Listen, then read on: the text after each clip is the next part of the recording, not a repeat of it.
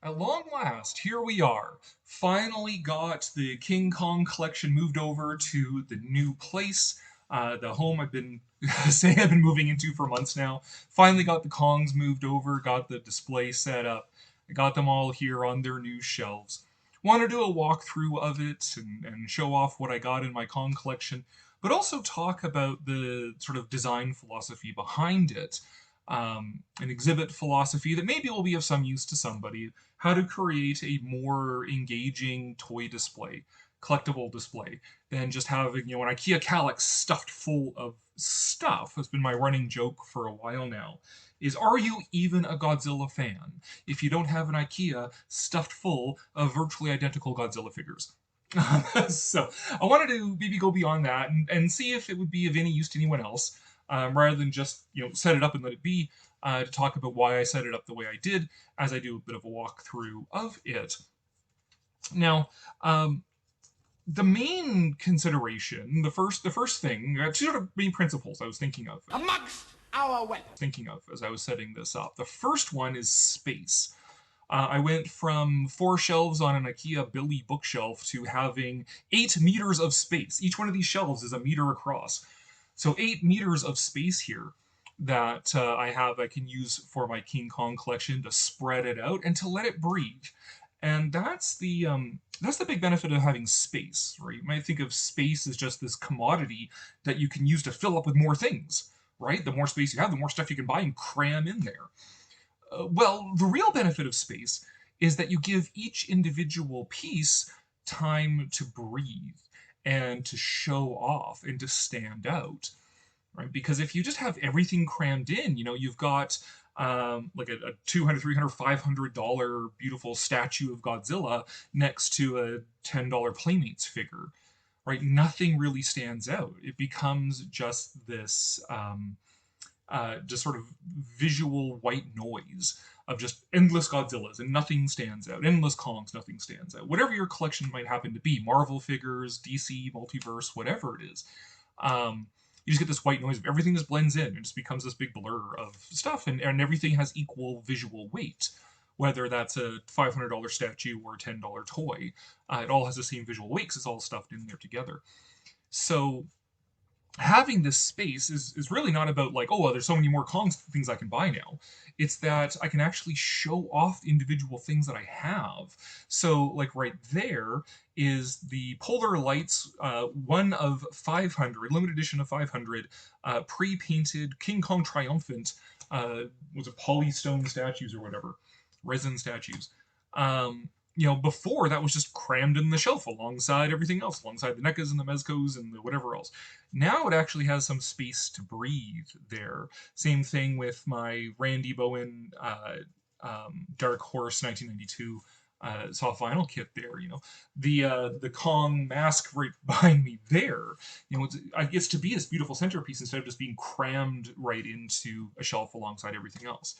So the real point of having this much space was to spread everything out. Now, if you don't have the space, that just is what it is, right?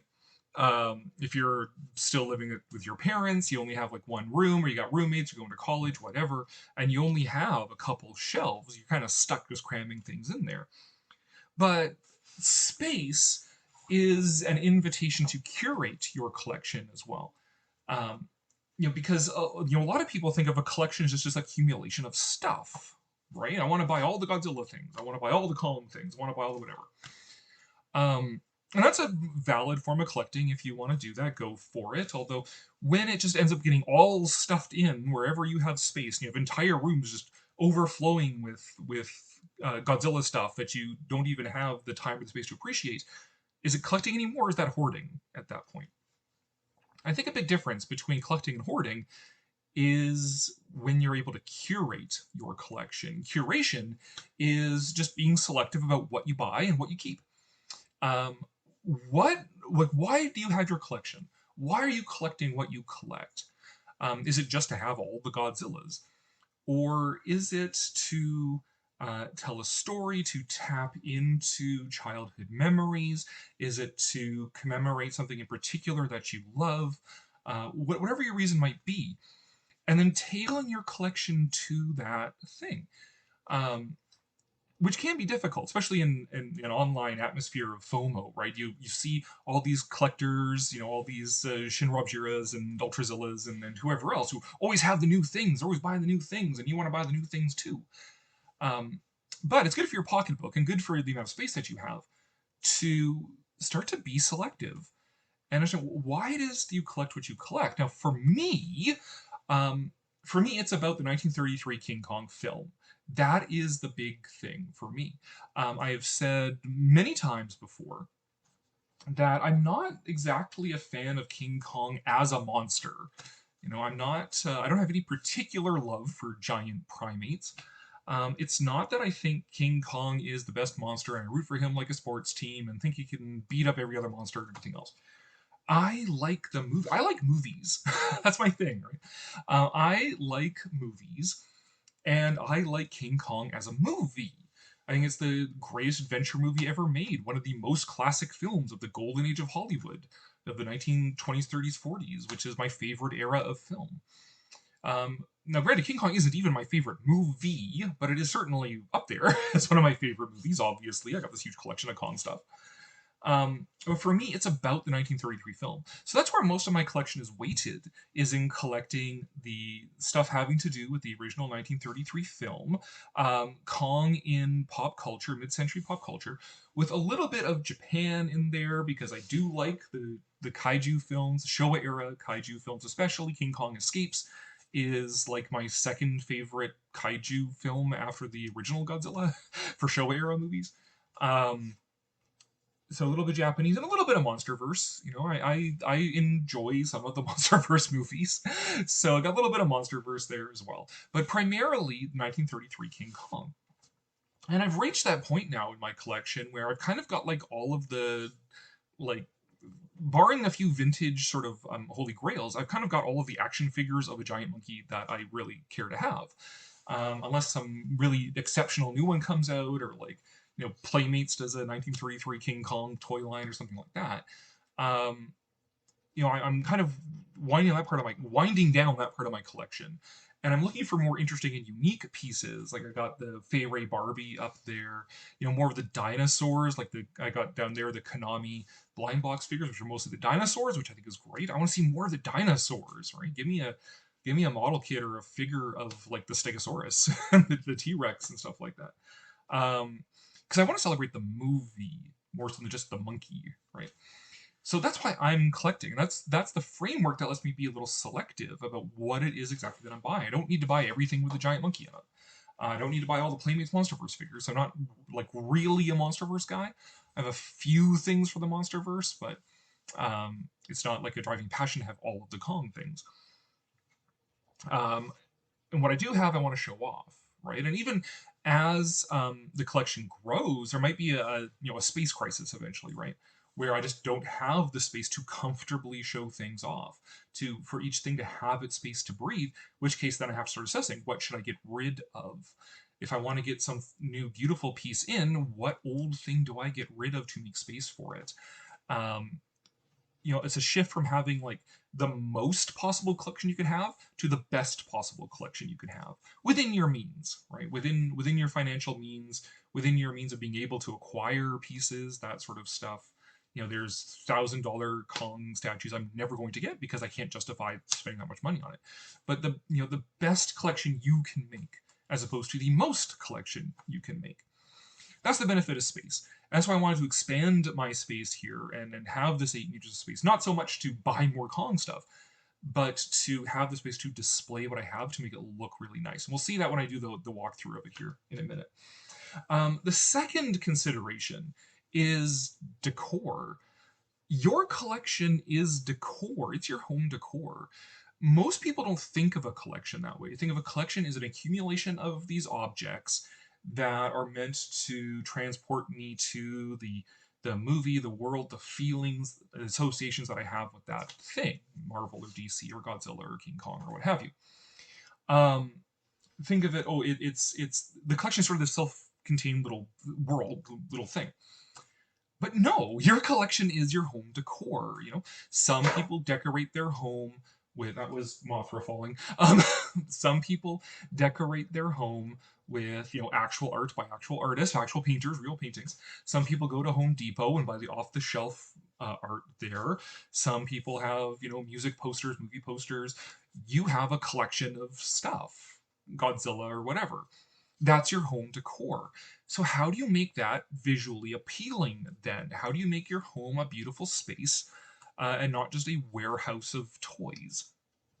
I mean, maybe you like the aesthetic of a toy store, and that's really what you're bringing home is the thrill and excitement of going to a toy store, and your home looks like one, and that's a valid choice. If that's how you want to do your home. That's great, right? These aren't me giving rules about this is how your thing has to look to be pretty, but it's to talk about being conscious of how to make it beautiful according to your own standards, and not just a warehouse of stuff. Um, because again, if it's just a warehouse of stuff, it starts to get that hoarding situation, right? It looks like a hoarder house. Now, for me, I had the benefit that this is the tiki room as well, or the pre World War II tropical escapist room. So the aesthetic of this room was already set, and King Kong was always a part of it. There was always part of the plan to have the Kong collection in this space because this space itself is it's a pre-World War II tropical escapist, so it's not exactly tiki. I know the tiki purists will be like, "There's not enough bamboo, not enough thatch, whatever. It doesn't fit the pie chart of what is proper mid-century tiki." No, this is pre-World War II tropical escapist stuff, pre-tiki room. Very much influenced by Disney's Adventureland, which has the tiki aesthetic with the Enchanted Tiki Room, but also the kind of pre-tiki adventure, tropical escapist aesthetic with like the Jungle Cruise and the Indiana Jones ride and stuff like that. And also like pre-war movies, adventure films like King Kong, Sarong movies with Elder Powell and Dorothy Lamour and stuff like that. It's very much influenced by that. So the Kong stuff fits into that, and it sort of helps set up what the room was about, even. Um, Now, for the shelving itself, even the shelving is part of the aesthetic, right? Um, you might just be that like, okay, all of your furniture is from IKEA, so you get IKEA shelves too. Boom, okay, done. At least then you have this holistic look in your home, and the stuff just fits into those little cubbies there, and whatever. As long as you have enough cubbies in your calyx for everything to be shown off, and for people to really appreciate it, for you to really appreciate it. Fine. For me, I would have loved to have gotten a big bamboo shelving unit for the Kongs to really highlight the tiki or pre-tiki aspect here. That didn't really pan out. Hard to find those things. Super expensive when they do pop up on like Facebook Marketplace and whatever. So instead, I went for the IKEA Fjallbo collection. Found the middle piece on Facebook Marketplace. The other two I had to buy new. And the reason I went with the Fjallbos is that they have the wood tops on the counters, as you'll see, which fits with the tiki thing, the wood aesthetic, whatever else. Every other piece of furniture in this room is either like wood or leather. Um, but it also has this black grill work, black grating, stuff like that, and brackets. This very industrial look, which to me echoed sort of the industrial look of like New York skyscrapers, like under construction, right? Um, that New York aesthetic fitting in with King Kong, right? And Donkey Kong, right? Donkey Kong itself was inspired by that aesthetic, which the Bride of Monster Kid, my wife, has dared me to put ladders on here to make it Donkey Kong, right? Which maybe we'll do that. Don't know yet. But the shelving itself, I wanted to echo that, accent the collection. For you, I mean, it might depend on whatever. You might just go for some glass shelving so that you can just see your things from all angles. Maybe you want to, if it's like an anime collection or Godzilla collection, and that was your gateway into Japanese culture, you might want to go for more of like a traditional Japanese look, if that fits with the rest of your decor and everything else. But think about shelving that sort of really highlights and accents your collection, and sort of supports the mood and the feeling you want from your collection, not just a functional piece of furniture that you can put things in. But what looks like the thing, helps to create that world that your collection fits into your world, into your home. but makes it look good and brings out those feelings that you get from that collection. Um, Now, with your collection as well, is the opportunity to also beautify it a bit, because it can be a little monotonous to have just, a Calyx stuff full of identical Godzilla figures. Is Godzilla after Godzilla after Godzilla, Mechagodzilla after Mechagodzilla, Ghidorah after Ghidorah after Ghidorah. And I have seen people who arrange it that way, monster by monster by monster, for each cubby, and I mean that is a choice. But again, nothing breathes, and it creates this visual, just white noise. Everything blends into each other. When you have that space, that also gives you the chance to sort of dress it up a bit and find pieces that you can decorate with that really accent that collection again. And we'll see that when I do the walkthrough here. Talk about it. Pet stores are like a great place to find like interesting figure stands and decor to go with your figures, right? Those fish tank decorations and terrarium decorations and stuff like that. Something maybe a little different than just a clear acrylic stands, which can work if you have just like a glass case and you want to have these just neat, tidy, minimalist things in there that don't draw attention to themselves. That's what those clear acrylic stands are good for.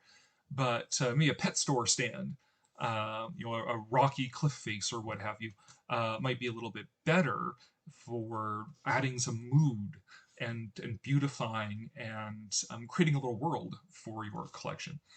So that's sort of two considerations that I have there before we do the walkthrough and see it in practice here. Is the space, having the space to really show off that collection and let it breathe and let things stand out so you can actually appreciate them. It's not just a white noise of stuff. And two, to think about the aesthetic of it. Your collection as decor, how do you beautify that? And how do you really let it shine with how you present it as well? So let's have a look at the Kongs now. All right, we'll start here in the middle with the showpiece shelf, which is for the big things. Got that nested in between the two towers to create, a nice, visually interesting skyline here. Also gives room for the big Kong poster there. My favorite Kong poster. Managed to find a 24 by 36 of that one, which is great. But this is for the big pieces. So, like the Randy Bowen Dark Horse 1992 Kong soft vinyl statue, which I haven't actually shown off. It just kind of popped up on my shelf one day in the background. But I love this piece. Got it a while ago, painted it up. This one, the reason why I wanted to get this one, I mean, it's a beautiful piece on its own. I love its pose, the face sculpting. Can't really see Anne Darrow there, but I gave her kind of a satin dress there. I love this. This sculpt is amazing by Randy Bowen. But also, when in the 1990s, I was reading Dark Horse Star Wars comics, Aliens comics, and I would see ads for this Kong soft vinyl model kit. And I wasn't like a big Kong fan at the time, but now that is sort of implanted in my memory, and I wanted to get this is one of my holy grails that I wanted for my collection. And I think even now, if the house was on fire and I could only save one of my Kong things, I think it might be this one. I love this soft vinyl model kit here. I think it's great. Here is the mask that I was wearing in the live stream the other day. That I just picked up. Trick or Treat Studios, beautiful mask, love it. It is the centerpiece right there, the big Kong bust. In lieu of having a Kong bust model kit, I have the mask here, and I didn't foam it. We have a perfect stand, which may or may not be a temporary stand. Not a styrofoam head. Let me see if I can just pull them off here.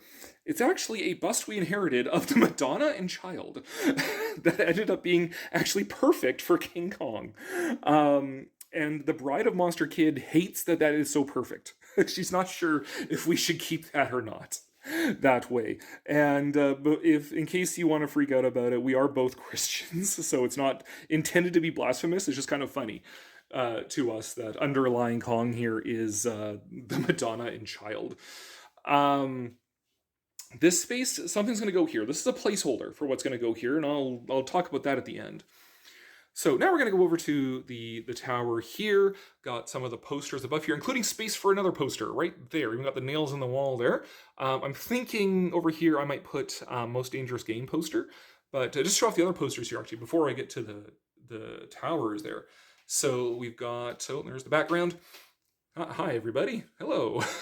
um, so my favorite Kong posters, my most favorite Kong poster, going over here some more, and then Son of Kong right above the Son of Kong stuff.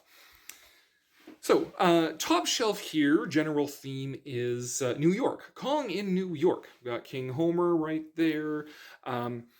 Picked up this at a thrift store. It's just like a, off the shelf, maybe from Walmart or whatever. Just a little canvas photo of the Empire State Building, and loved it. And it's like, okay, that's perfect. That fits. That accents, the New York part of the collection here. There's the X Plus soft vinyl with Ann Darrow. There's one of the Konami little figures there. The first McFarlane King Kong figure.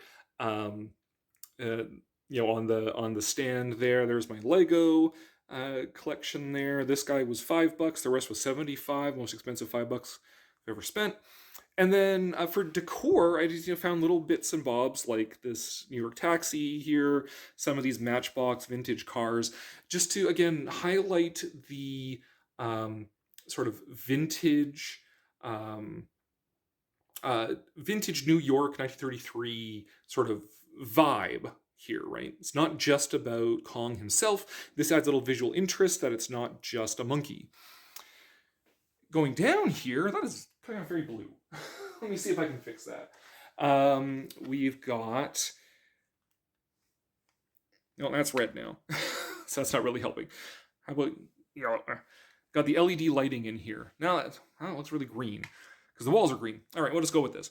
So, this is the one of the Skull Island jungle jungle shelves here. So this you've seen forever in the background of my videos here. This is one of the NECA figures. That's the Mezco figure. This was from a pet store. This is like a reptile hide and stand, whatever. But, hey, when I saw that, that's what first lit me onto, like, oh, wait a second, pet store stuff, reptile stuff, fish stuff is perfect because here, we have one of the most iconic scenes in the original film, right? The log scene over top of the spider pit down here. Just that's Kong. So to have, for me, it's important not to have those clear acrylic stands that just sort of don't draw attention to themselves, but to have these stands for the figures that really recall parts of the movies.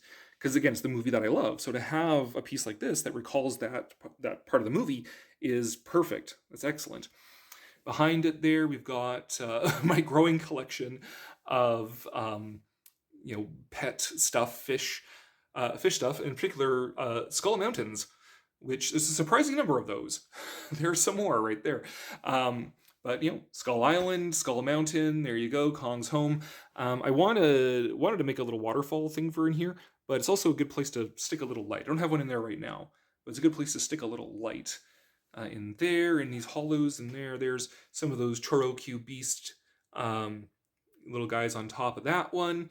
And then here we have that Polar Lights limited edition 500 pre-painted King Kong Triumphant statue. Now, this is like the most expensive single piece in my collection. Now it has some chance to breathe and be appreciated and be seen.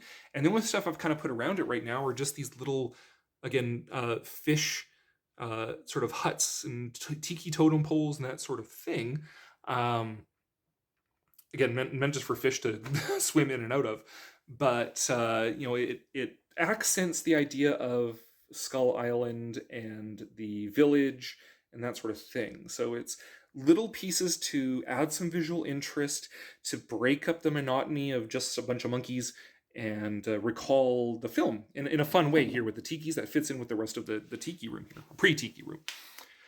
Another Skull Island shelf, there is the X Plus Kong and T-Rex from 2005.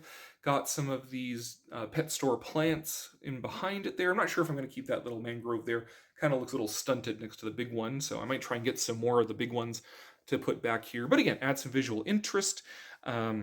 Adds a nice three-dimensional backdrop to these figures they're seen in the movie. Add a little plant right there as well, just to, why not? It just makes it look, again, breaks it up, makes it look more visually interesting, helps fit in with the rest of the room with a lot of greenery we have in here. There's those Konami blind box figures. This is sort of the de facto dinosaur shelf, apparently. On one of these pet store stumps here, I've got the Kong little plush there from Funny, and the Scar King hanging out on this side, and like a pair of little buddies. He's like the happy one, and he's the morose goth one. Hirose soft vinyl, little pet store rock there again, just to break things up, have some visual interest. Down here, I have this bottom shelf that has this metal grating on here, so I didn't really want to put any figures there. But I had to put something because behind that that is the attachment for a built-in vacuum cleaner. So I want to put something here. So, hey, these boxes, the beautiful James Bama art on the King Kong's Thronester box there. So the Polar Lights reissue of it. Here's the box for that Dark Horse Randy Bowen model kit. Beautiful box, beautiful painting. So I wanted to keep that because if the box is beautiful, then it's worth keeping. Even though I've said before, like I collect toys, not boxes. But if the box is beautiful, it's a beautiful work of art in its own, then I want to kind of keep that. And down here, where is the? Come on! I forgot to turn that on. The neon banana, which is hard to see when it's like that, but little neon banana. That's kind of fun. There we go. Now, moving up here, moving over to, this is sort of mid-century Kong pop culture stuff. So there's the actual King Kong Thronester model kit right there. Had that forever. There's the Atlantis reissue of the Aurora model kit, the Glow kit there. In the background there is my custom Horror of Mondo Island figure. It's kind of just a little bit homeless. That's where he is right now. And the Gold Key comic. Moving over here, finally starting my AHI collection, Azrak Hamway International. And I wanted to do something special for these guys because they're vintage pieces. I wanted to actually keep them a bit safe from the animals that I've got here. We're going to be having a dog and possibly a second dog. So I want to help keep them safe and show them off in a special way so they don't blend in with everything else and get lost among everything else in their slightly smaller pieces. So I decided to get this little display case and put in, I photoshopped this card in the back that resembles the original packaging for the Azrak Hamway Kong stuff. So that's the Azrak Hamway King Kong Bendy and the little sparking walker guy there. There's still a jiggler and a water pistol that I would like to get, but again, it depends how much they cost. There's the NECA Famous Monsters cover paint version. And back here behind the Imperial Kong and Godzilla, there is room for the Famous Monsters cover, the issue that is based on. So I always look out for that issue of Famous Monsters whenever I go to like a comic show or whatever. So I'm hoping someday I will find it and it will go right there behind them. So I still got some space here, and in fact, right here is more space. Right now, it's just got little junky odds and ends, the classic. Got the hula girl in there, banana, little monkey with a fez. This is stuff from a Safari Limited tube of Egyptian stuff I originally bought just to have some props for the Imhotep the Mummy, the Universal Mummy action figure. But hey, Kong's been to Egypt twice now. Once in the cartoon and once in Godzilla X Kong. So throw that in there, whatever. Down here, we got an outlet, another one of those graded shelves there. So on this one, I just put like a plant, shell, and this foam skull mountain that I made one time. But back up to this shelf. So odds and ends here. So this is more space that things can go into. I can get rid of that stuff and put more Kongs there if I have cause to expand. There's the Scar King popcorn box there does have a light in there. Let me just see if I can get it. There we go. And I got my fingerprint on the inside of it. So there we go. That's great. Little cup beside it, whatever. Got an extra Konami dinosaur there that just came with the set that I bought. The Jada toys, guys, with this another pet accessory of a skull mountain that looks like a gorilla, which I think is great. A little cartoony, but that's fine. I love the fact that it looks like a gorilla skull and not a human skull. That's an interesting twist on the whole skull mountain idea. And then here's my Playmates Monsterverse figures. So that was Mothra that fell when I was talking earlier. Get back up there. I'm going to have to put like some sticky tack or some museum wax on Mothra here. Museum wax, it's worth looking into. It's a non-volatile wax. It's sticky enough to get things to stay, but it can be easily removed. It's used by museum professionals to help create exhibits. And Mothra here just does not want to stay on here. She's so poorly balanced, and they didn't give the little Mothra figure a stand. So that sucks. She's just gonna go off to the side here for now. But yeah, the skeleton bridge they're on there. Pick this up off Facebook Marketplace. It's for pets. In fact, the guy asked me, "What kind of reptile do I have?" I was like, "I don't." But I bought it because it recalls that scene in Godzilla X Kong where they're crossing that vertebra bridge, even though it's not really how vertebrae work. So crossing that bridge, it recalls that. So that's why I wanted to get this stand for the Monsterverse figures. So we got One Eye, we got Shimo in the back, Scar King, yada yada yada. You know who everybody is. These are actual crystals. These are quartz crystals that have been coated and dyed in this iridescent sort of stuff.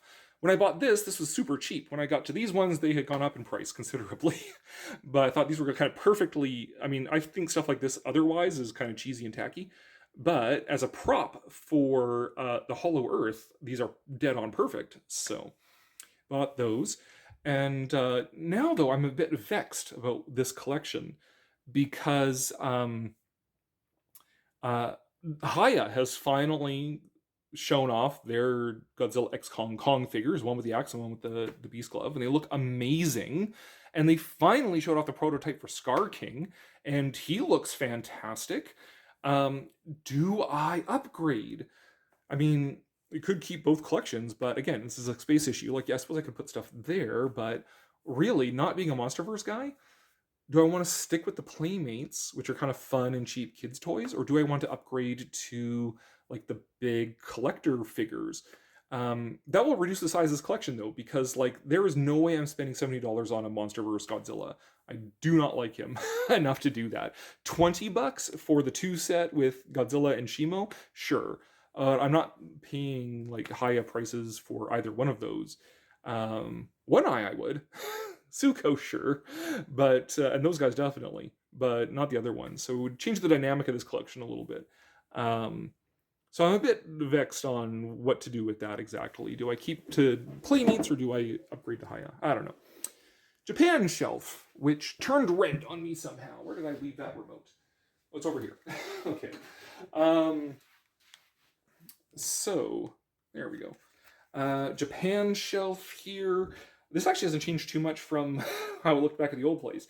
There's those Sega Claw Machine plushies there hanging out. There's the Japanese translation of the 1932 novelization. Got this Japanese maple in the background here from IKEA for a little bit of color and decor beautification. And there's the King Kong Escapes collection. Gorosaurus, Raimundo, Mechanicons, Bandai Mechanicon, Raimundo, giant King Kong Escapes guy, little water serpent there. And then this is a souvenir from Tokyo Tower itself, just to, again, add some color, some variety to break up it a little bit, and to highlight, recall that scene from the King Kong Escapes movie. And finally, the top shelf there, we got the Kiko Son of Kong stuff right there. If need be, I could move that back down to the Japan shelf if I needed the space up here. Right now, we're fine.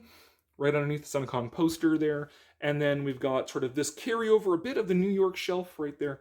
But this is sort of more... I'm thinking of this a bit more as like Ode to Kong as a movie, which is mainly Fay Wray. So, got her autobiography. I need a better stand for it, though. A little better looking stand.